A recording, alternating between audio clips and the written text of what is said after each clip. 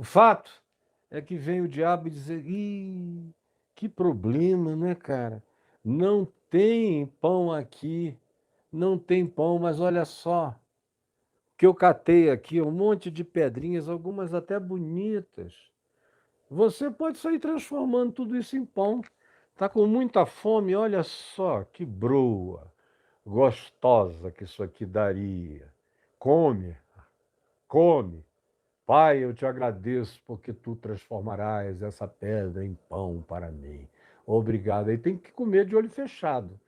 E tem que ter dente divino para roer a pedra todinha. E uma barriga melhor do que de avestruz. Ou então, olha só que gracinha, transforma isso numa hóstia, num pãozinho gostoso, num bolinho árabe. Por que tu não fazes alguma coisa para ti? Não te falta poder.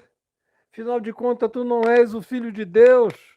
Se tu és o filho de Deus, então, olha, transforme essas pedrinhas em pães.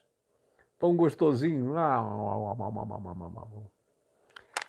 Transforma. Jesus vendo aquela palhaçada de Satanás para com ele. Transforma a pedra em pães, você está com fome. Por que um filho de Deus tem que ter fome? Que é a pergunta que você faz e que lá na sua igreja se transformou numa questão proposta em nome de Deus. Na sua igreja, essa pergunta de Satanás se transformou numa questão feita em nome de Deus. Os seus apóstolos da prosperidade ensinaram isso a você. Você é filho de Deus. Você é cabeça e não cauda. Você é filho do Pai, você tem que reinar em glória com o Pai na terra. Gente com fome é gente amaldiçoada. Gente pobre desconfia que tem alguma coisa errada com o pobre. Porque um pobre, quando entende que ele é filho do rei, que ele pode dar ordens, que tudo é possível e é lícito para ele fazer, para resolver os problemas, como um rei, como uma realeza. Eu já ouvi gente dizendo para o povo: reis não têm limite, reis não têm problemas, reis podem fazer o que quiserem, e você é um filho do rei, faça o que você quiser. Vai me dizer que nunca ouviu isso. Eu não vou pedir para você falar, porque eu vi que agora o Marcelo tirou os comentários.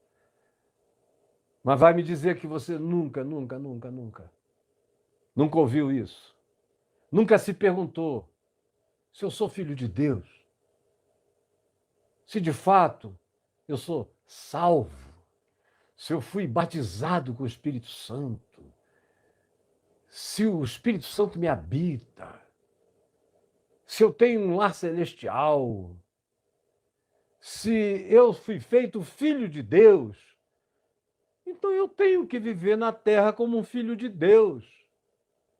Aí parece até que Jesus viveu como um Calígula, como um Nero, como um Júlio César.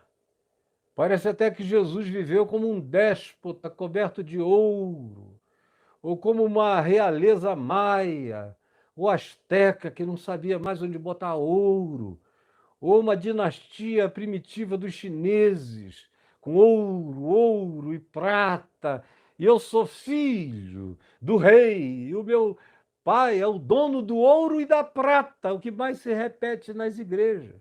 Ele é o dono do ouro e da prata, mas você não o vê cheio de ouro nem de prata.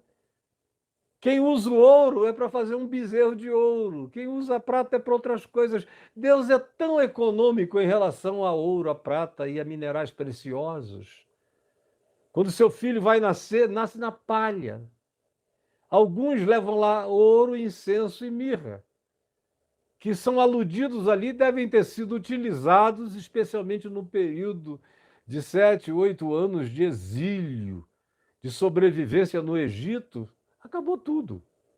Voltaram para Nazaré para serrar, para trabalhar, para usar a machadinha, o formão, para preparar móveis, para fazer casas. Foram trabalhar de maneira dura, porque não tinha ouro nem prata. E ele mesmo O teu rei, que não é bem o teu, é o meu, o seu eu já não sei se é. Quando alguém que tinha um certo recurso disse: Eu vou te seguir, por onde quer que tu fores. Aí Jesus olhou para o cara e falou: Meu filho, você não aguenta da missa o terço. O filho do homem, olha bem em volta, olha as raposas. Todas elas têm os seus covis, como ali na chácara para onde eu me mudarei com a graça de Deus, assim que eu possa concluir a casa lá. Tem raposinhas. E elas têm os seus covis, as suas tocas. Os tatus, tem muito tatu lá também, tem as suas tocas. As cascavéis, que também tem lá. Não muitas, mas algumas. Devem ter as suas tocas. E tem toda uma vida ali de sobrevivência predatorial.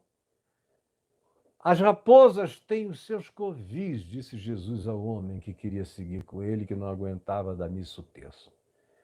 Mas eu, o filho do homem, não tenho aonde reclinar a cabeça. No auge do ministério dele, cheio de graça, de verdade, de poder, de luz, de milagre vazando dele pelos poros para todo mundo. Ele, no entanto, não fez provisão material para ele próprio. Ele preferiu depender do amor dos outros, da graça, da gratidão, da amizade, do acolhimento, da dadivosidade. Não se diz em lugar nenhum, então se viu Jesus comprar ou alugar um cenáculo para fazer uma ceia. Não. Ele disse: vai, procura um homem que vai estar perto de um jumentinho, pede um jumentinho para ele emprestado, dizendo que eu, o Senhor, estou precisando dele nesse momento, então traz. Você vai também encontrar uma outra pessoa que é dona de um cenáculo. Vá lá e diz: olha, prepara o cenáculo, porque o Senhor vai precisar usá-lo, deixa tudo preparado, mas não tem nada além de favor. É ele fazendo favor ao mundo, curando de graça, por amor e misericórdia, engravidando o coração de milhares de pessoas com espírito de gratidão. É claro que para cada 10, um era grato. É a média ponderada do Evangelho e da vida. Hoje em dia, até para cada 100 que são beneficiados por você, você encontra um grato. Cada vez diminui mais. Quanto mais a iniquidade cresce, mais o amor esfria. Quanto menos amor, menos gratidão, menos memória, menos fidelidade grata para com o bem recebido. Mas Jesus jogava o pão dele sobre as águas, indiscriminadamente, e vivia do retorno dos peixes. Ele alimentava mares para comer peixes, quando necessário. É o princípio da vida. E aí, o filho do homem não tem onde reclinar a cabeça. E morreu sem ter. A cruz não era dele, era minha. Só minha. Se você quiser, era sua também, mas minha com certeza era. Por mim e para mim. A ressurreição foi também num sepulcro emprestado. Não deveria ser nunca comprado, porque só iria ser usado 3 dias. Mal usados. Porque ele rasgou a morte, as suas mortalhas de dentro para fora. Então ele anda segundo o Pai Nosso, conforme o pão nosso de cada dia, conforme o maná, que só durava 24 horas e se quem guardasse de um dia para o outro, ele apodrecia. Era uma dependência diária do sustento divino. E Jesus é esse Israel peregrinante, obediente, no deserto e na vida, comendo todo dia da provisão de Deus. Foi uma decisão que eu tomei há 50 anos atrás, e nesses 50 anos eu tenho vivido exclusivamente da provisão de Deus, da gratidão das pessoas, da memória feliz daqueles que são abençoados pela minha vida. E eu não tenho nada sobrando e não tenho nada faltando, porque a porção de cada dia, o maná de cada dia me é dado. E eu nunca guardei nada para o dia seguinte, por isso também nunca teve nada estragado. Nada tendo, como diz Paulo, mas possuindo tudo, porque não falta provisão. Mas vai explicar isso para Satanás. Satanás é o rei do oportunismo. É o cara que fica na beirada da necessidade. Tem um texto meu aí no portal caiofábio.net, que se você quiser ler, lá está escrito: o diabo habita a porta da necessidade. O diabo habita a porta da necessidade. A necessidade é uma acoplagem para as ofertas diabólicas. É sempre uma acoplagem. Está ali a necessidade. Aí, o que o coach disser, você faz. E tem cada coach diabólico que eu vou te dizer. Eu vejo vocês seguindo uns verdadeiros diabos coaches, ensinando mentiras do diabo em nome de Jesus, e vocês comprando todas e pagando uma fortuna. Que tristeza é ver como vocês não têm discernimento para nada. Engolem essa saparada mentirosa e venenosa toda. Aí vai lá o pastor, o apóstolo, o bispo, o xamã, o mandingueiro, seja lá quem seja, o seu bruxo, o seu feiticeiro, que também moram na porta da tua necessidade. Você está doente, aí procura. Você está desempregado, aí procura. O seu marido tem uma amante, aí você procura. Você veja que o público dessas igrejas e desses lugares todos é o público dos necessitados, dos que estão com fome de algo. É gente que está vindo de um jejum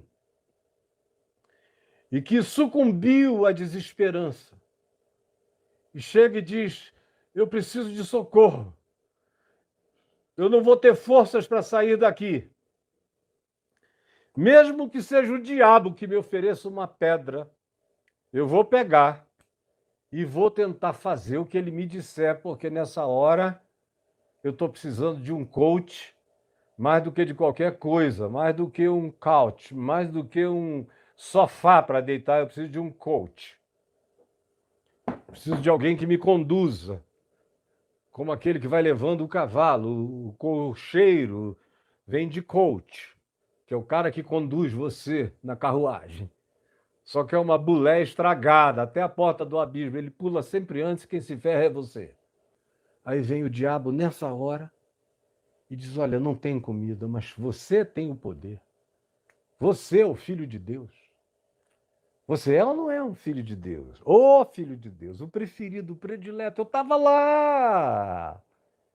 Agora, há pouco tempo, faz um mês e pouco, quando desceu aquela pomba e se ouviu aquela voz: esse é o meu filho amado em quem eu me comprazo. Aí ele ouviu, ou em quem eu tenho todo o meu prazer. Não era, o artigo não era indefinido, era definido: este é o meu filho amado. Então tu és o cara. Passa fome para quê? Como eu já ouvi tantas vezes, a vida inteira, até hoje eu ouço. Tem gente que olha para mim e diz: não, esse cara não pode ter necessidade de nenhuma natureza.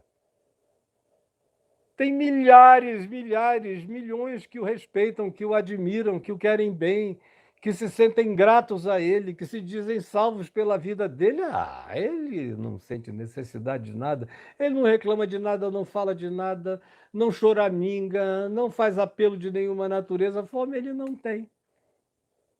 Necessidade ele não tem, aperto ele não tem. Se tiver, porque gosta.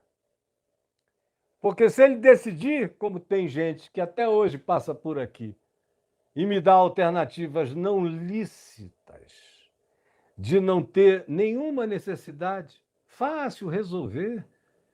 O senhor só não resolve porque o senhor não quer. Eu digo: não, eu só não resolvo porque eu só quero o que seja natural, limpo, verdadeiro e justo, e pelo que eu possa dar graças a Deus com consciência limpa e pura. Do contrário, não me serve. Não quero. Não quero, não me serve. Mas é muito difícil. O diabo na porta da necessidade.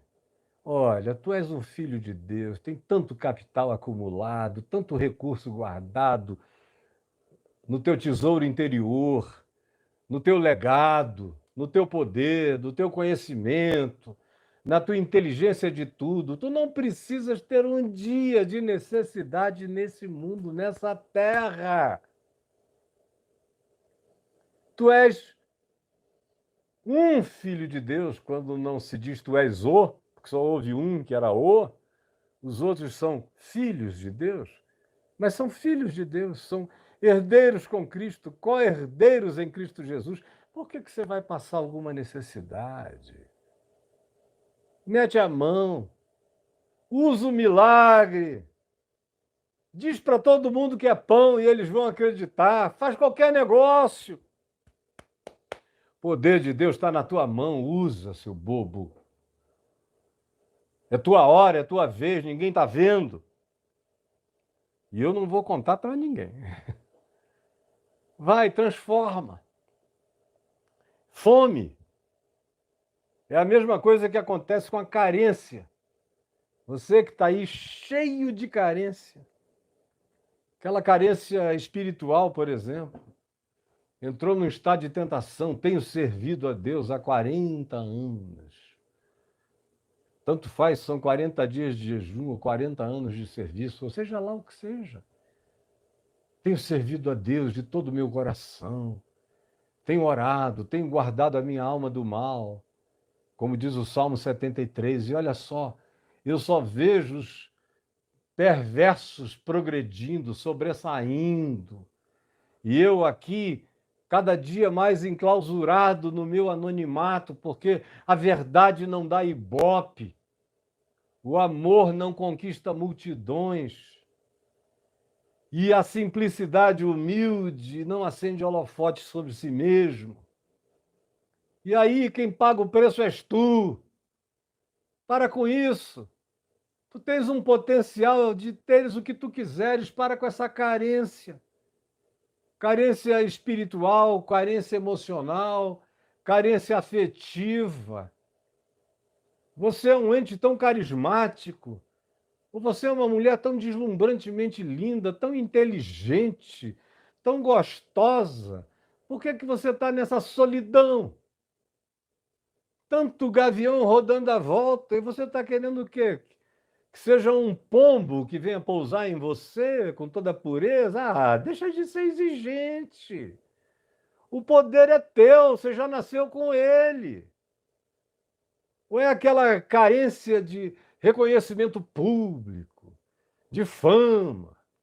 Aí, nesse caso, você quer que o próprio diabo propale o que você faz, o que você realiza, o que você consegue.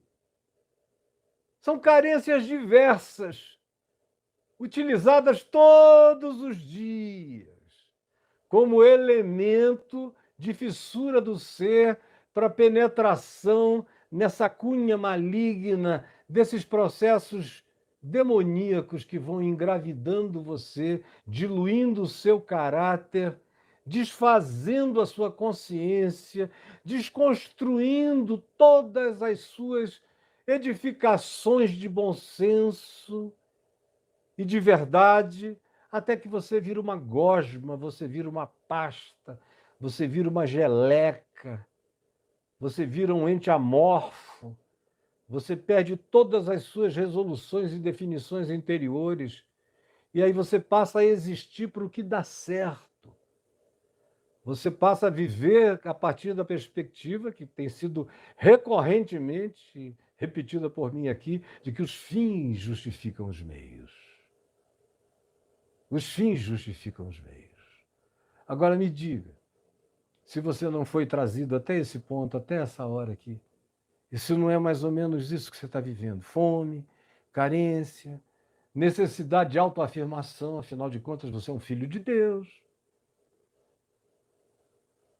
E a questão filosófica colocada pelo diabo é essa. Escuta, é uma questão de causa e efeito, meu filho. Se tu és o filho de Deus, o efeito não podia ser esse. Fome não. Miséria não. Necessidade não. Carência não. O que Deus é esse? Até eu, que não sou Deus, sei dar outras coisas. Sei adular aqueles que me servem. Como é que o teu Deus te deixa com essa necessidade de autoafirmação? Você mesmo, com suas necessidades de autogratificação, de autovalidação.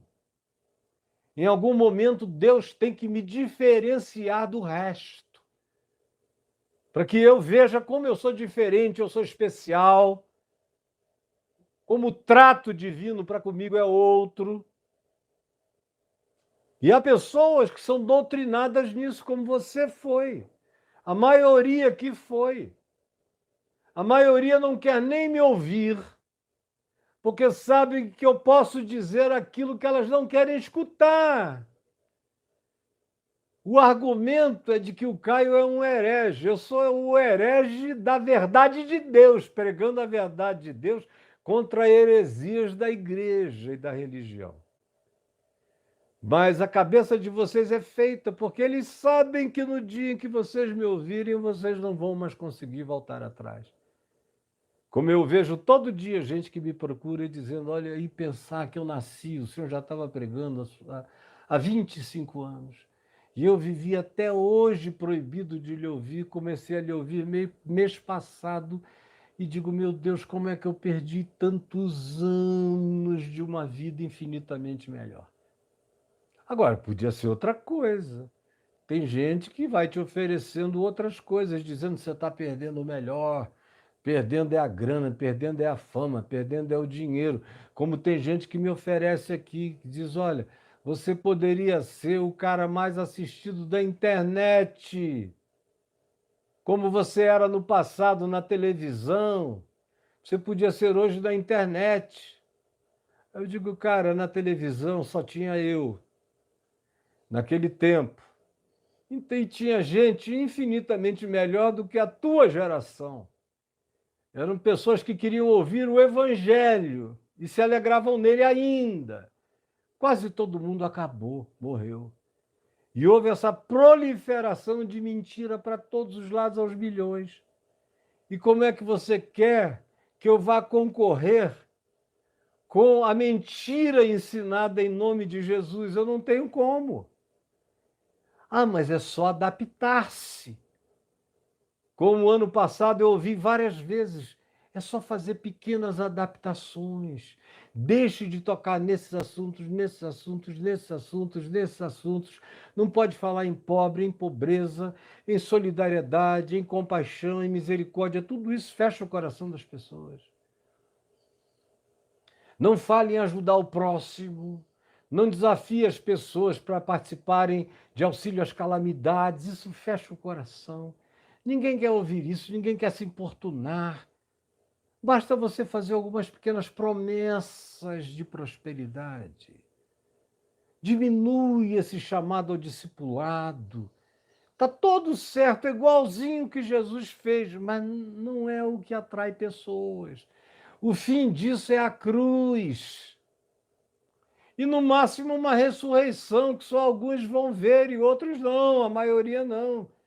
Tu estás no caminho errado. Eu digo, olha, eu estou no caminho certo, porque do que adianta o homem ganhar o mundo inteiro se a alma dele se perder? No tempo em que eu ganhava o mundo inteiro, eu estava vivendo de angústia em angústia nos últimos 8 anos, até que chegou dentro de mim a irreversível decisão que eu podia perder tudo e qualquer coisa, mas eu não ia perder a minha alma. Eu não ia deixar de ser eu quem eu era para Deus, como eu tinha sido, como eu nasci nele, como eu me sonhei e me vi pleno e realizado nele. E nunca incluiu fama, poder, dinheiro, oportunidade, nada disso. Éramos só nós, eu e ele. É para esse lugar de tu em mim e eu em ti, e tu em nós, proposto por Jesus, a mim, que eu estou voltando com todo o meu coração. E é nele que eu tenho vivido crescentemente nos últimos 25, 26 anos outra vez. O mundo virou a antítese do que era em relação ao prazer no Evangelho, mas eu posso morrer sem nenhuma autogratificação, mas o diabo não me tem pedra para transformar nenhuma delas em pão, porque já está repreendido em nome de Jesus, para longe de mim. Autogratificação, as autovalidações, as disputas de poder sobre a natureza. O meu ministério é verdadeiro, porque conte os milagres, os milagres, os milagres. Continua a acontecer milagre todo dia na minha vida. Eu ouço histórias que eu não narro aqui, porque eu quero que as pessoas ouçam a palavra da minha boca e não as histórias a meu respeito. Senão fica tudo invertido outra vez. Mas eu ouço milagres que vocês não têm nem ideia, de coisas que são tiradas pela mão assim de Deus instantaneamente na vida das pessoas. Elas nem acreditam, meramente pela verdade, pelo poder e por esse amor na palavra. Milhares e milhares. Mas eu não estou atrás de nada disso como validação de quem eu sou, na expressão de um poder sobre natureza sobrenatural. Eu tenho prazer em tudo, no natural, no sobrenatural. Sobrenatural é para os homens, para Deus tudo é natural. Tudo é dele, vem dele, por meio dele, é para ele. E eu sou dele, ele é meu. E eu sigo a quem ele disse que tinha todo o seu prazer. E esse morreu sem ter aonde reclinar a cabeça. Eu pelo menos tenho, olha, quanto conforto à minha volta. Eu vou reclamar de quê? Eu não tenho para amanhã, mas para hoje sim, é tudo que basta, aleluia. Mas é a tentação que entra no coração de qualquer um, e não tem gente boa. Às vezes eu vejo caras lúcidos, filosófica, teológica e humanamente falando, mas que caem em cada armadilha. O cara vai e se entrega a essa de transformar pedra em pão. Recebe uma função pública, daqui a pouco você vê o cara que era gente boa pra caramba, virando outra coisa em pouco tempo. Faz mais ou menos um mês, um amigo meu, deputado federal, raro, um cara raro no Congresso Nacional, veio aqui tomar um café comigo, queria abrir o coração. E de vez em quando ele vem abrir o coração. E nesse dia ele veio muito triste. Eu falei, o que foi, meu amigo querido? Aí ele falou, olha, nosso amigo fulano de tal, que sempre foi uma das pessoas que eu mais respeitei aqui no Congresso Nacional, já não é mais o mesmo. Falei, como? Não é possível. Eu amo tanto, o conheço tanto, tenho tanto respeito por ele, como? Falou, pois é, bastou darem a ele uma outra plataforma de projeção, que eu mesmo que estou com ele a minha vida inteira já não me sinto mais reconhecido e já não o reconheço. Já não me sinto mais reconhecido e já não o reconheço. Bastou uma pedrinha para transformar em pão.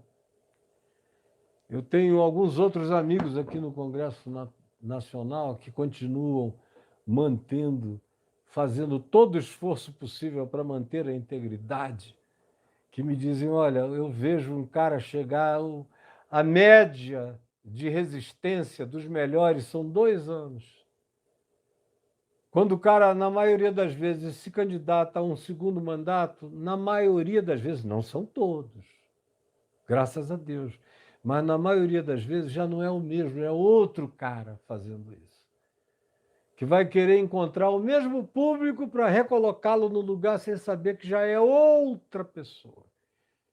Que se eles conhecessem quem é agora, de verdade, não quereriam tê-lo nem de perto naquele lugar, porque ele está trabalhando pelo mal, disfarçadamente, fazendo isso em nome de Jesus, ou em nome da ética, ou dos melhores princípios, mas é tudo mentira.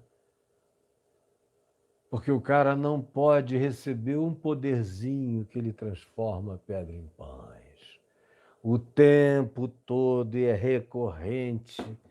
E aí vem o diabo e oferece isso para você, para mim. Tem forma de qualquer coisa, inclusive de um ministério de milagres. Olha, o povo é altamente condicionável. Oferece algo para eles pegarem e diz que isso foi ungido no Monte Sinai, que foi ungido no Monte Sião, no Monte das Oliveiras, ou que foi objeto da sua oração 40 dias no monte, manda fazer uns 20.000 e diz que custa R$ 1.000 a bênção com a qual você imantou essa caneta para a pessoa, tudo que quiser de bom, escrever com essa caneta. E o Senhor Deus vai ouvir, aí vai lá todo mundo. Rouba até a patroa para dar uma oferta de R$ 1.000, ir para casa, escrever cartas de pedidos miraculosos. E o cara bota milhões no bolso e afofa mais o seu lugar no inferno. Transforma essas pedras em pães. Aí Jesus falou com o tentador. O tentador se aproximou e disse: se tu és o Filho de Deus, manda. Pedras se tornem pães. Manda, dá uma ordem, declara. Faz uma confissão positiva. A pedra é pedra, mas a tua confissão carrega a fé rema, que vai fazer uma projeção de quarta dimensão. E a pedra vai ser trazida do estado petrificado e vai virar pão na tua mão. Porque você recebeu esse poder da confissão. Manda, dá uma ordem, e as pedras vão se transformar em broas, em pão francês, em pão árabe. Se você quiser, até em pizza. Manda, se tu és o Filho de Deus. Jesus, porém, respondeu. Jesus, porém, respondeu. E a resposta de Jesus eu vou dar a você amanhã. Amanhã nós vamos ver esse porém. Porém, Jesus respondeu.